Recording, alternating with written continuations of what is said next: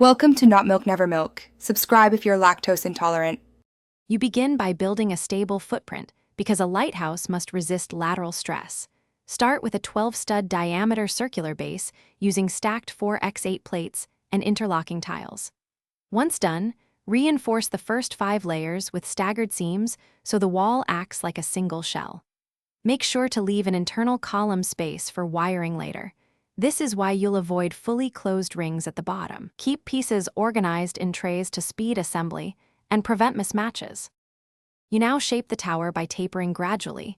Reduce the diameter 1 to 2 studs every 6 layers to mimic real lighthouse proportions and improve structural stability.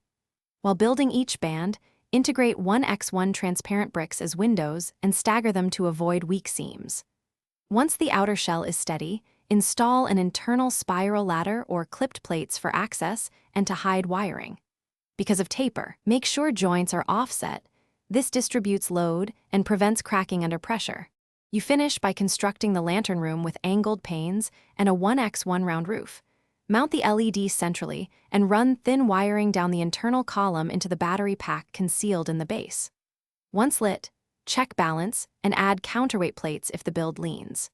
If pieces separate, press a row of 1x1 plates across adjoining seams to lock layers together.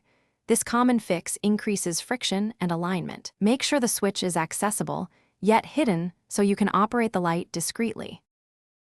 Thanks for watching. If this was helpful, leave a like and consider subscribing. See you next time.